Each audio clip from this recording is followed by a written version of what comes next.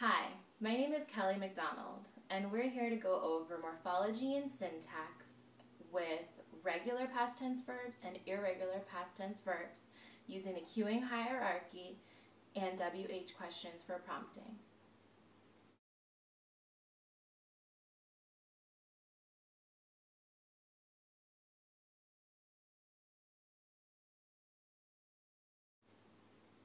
My goal today is to teach regular past tense verbs by putting the ed ending at the end of regular verbs.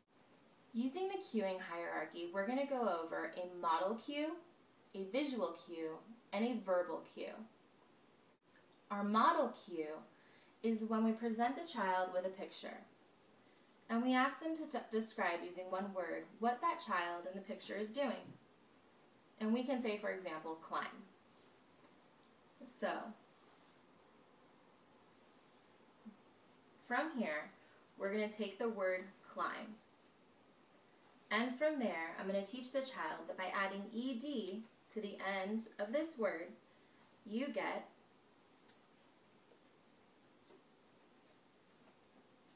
climbed. So, he climbed.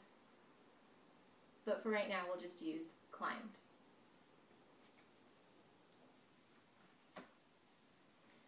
Now, in order to use a visual cue, I will use a root word and use approximately about 10 root words, but for today you're going to use 5. So I will show them the root word climb.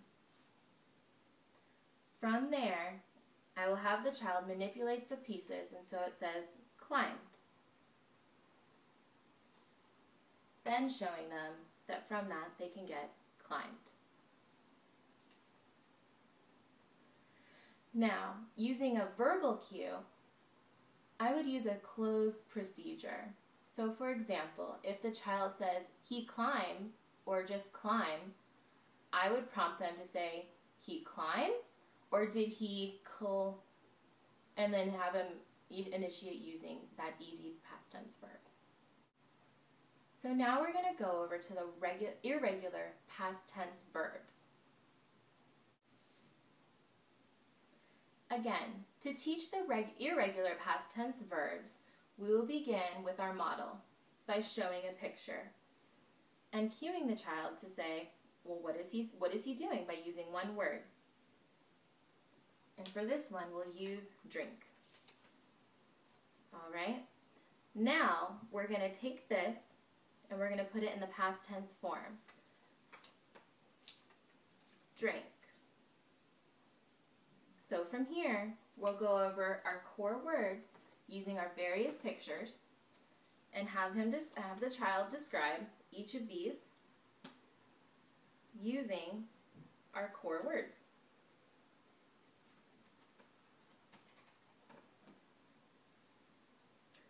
Now to get the visual cue, I will use our cue cards from drink and drink. From there, I can give the child an option of a field of 2 and say, give them the cue and ask them, which one are you supposed to use that's past tense? So from there, using our visual cue, we're going to move on to our verbal cue. And again, we're going to use our closed procedures or fill in the blank cue and say, did he drink? Or and then the child should say, drink. So that's going to conclude our teaching of morphology for regular and irregular past tense verbs.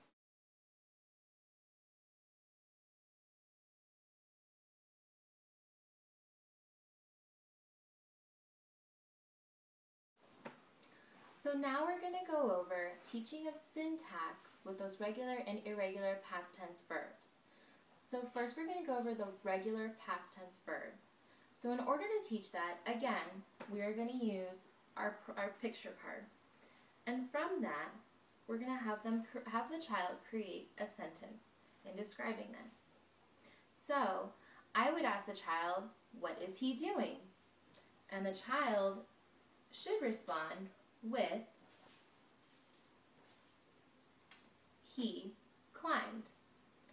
So I would have the child manipulate the pictures again and have them place them just like this, so that we get the visual that he climbed.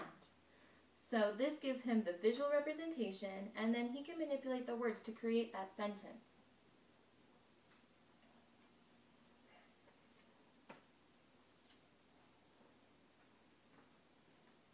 And again, we would go over that with all our root words to teach those regular past tense verbs. Now we're going to move on to the visual cue. So for the visual cue, I would present the child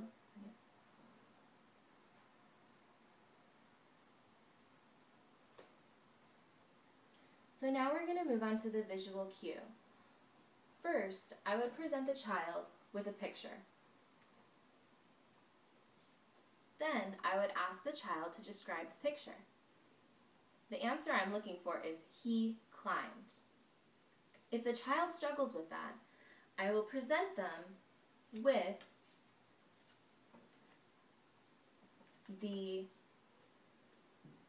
I will present them with the verbs, the root form, followed by the ed ending. This will be his visual cue, so he can manipulate it and learn that climb plus ed is climbed.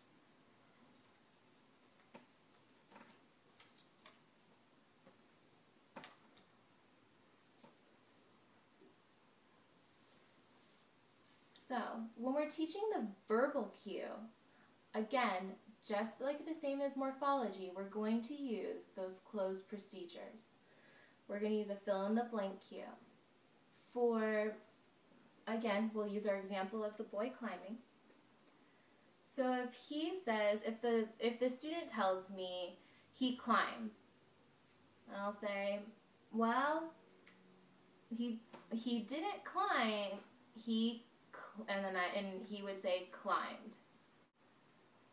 So now we're going to go over teaching syntax with irregular past tense verbs.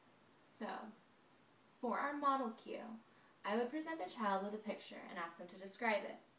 I would then tell them we're going to create a simple sentence. Giving him that model, I would say, he drank, showing them that that creates a simple sentence using that irregular past tense verb.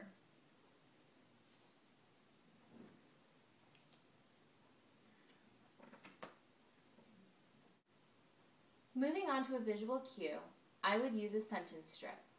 For example, first I would present the child with a picture and ask them to describe the picture. I'm looking for he drank. If the child does not respond or has difficulty with responding by either using the incorrect verb or not using a pronoun, I would prompt them and give them some words.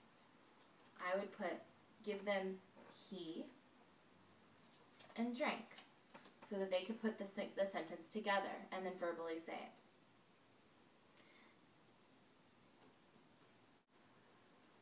Now we're going to go over using a verbal cue when teaching syntax with irregular past tense verbs.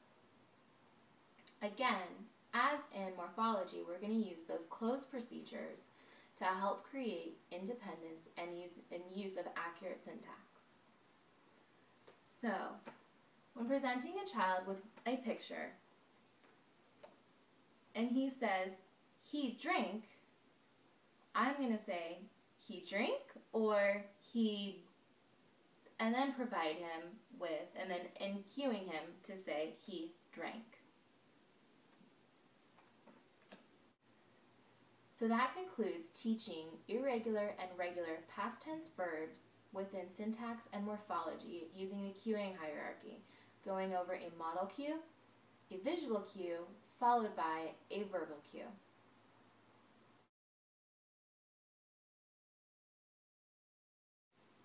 So first, I would have the child choose a card. For example, we're going to use the root word push. The goal is for the child to accurately add that ed ending to create pushed.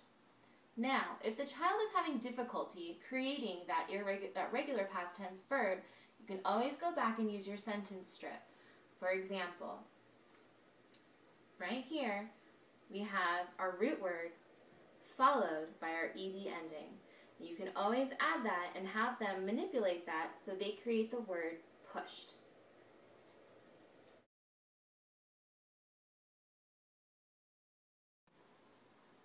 Our next activity is creating silly sentences.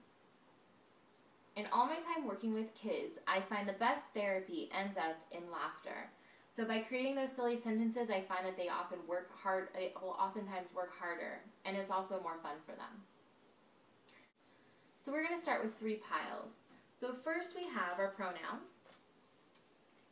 So we have he, she, and they. Next, we're going to have our regular past tense verbs. And then we're going to have a silly noun. So for example, we have a popsicle, we have a cow, ones that will make the kids laugh.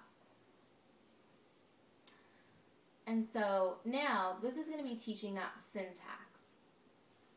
So we'll have the child pick up a sentence strip. We'll have them turn each one over. So we'll do they pushed a popsicle.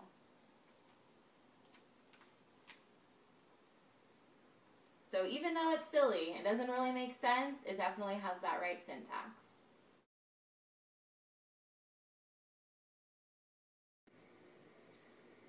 Our third activity is sequencing our words to create silly sentences or stories.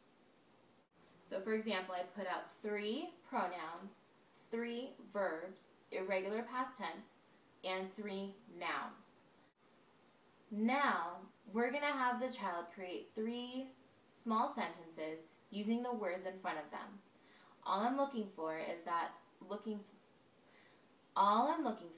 appropriate syntax. So, first we'll have the child use one of them. We'll do he. And then he can choose rode. So we have he rode. And the last one we can do is the book. So he rode the book. That can be our first one.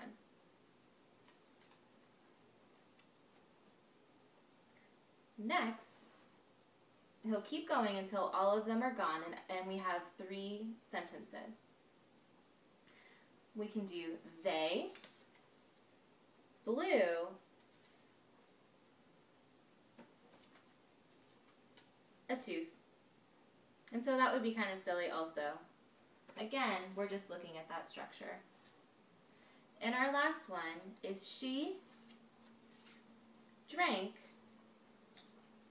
a popsicle. So teaching those kids those silly sentences and really motivating them to create, something fun for a therapy activity.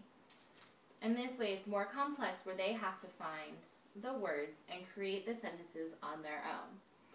To make it, if the child is struggling, you can always reduce the amount that you present him with. So instead of doing 3 sentences, maybe you'll do 2 sentences. Or you can always start with a larger, you can start with a larger array. So instead of doing 3 sentences, you could do 5 sentences, all the way up to all of the root words that you have chosen for therapy. Thank you so much for listening today. I hope you were able to take away something fun from this video and learning and teaching morphology and syntax to children using irregular and regular past tense verbs using the cueing hierarchy.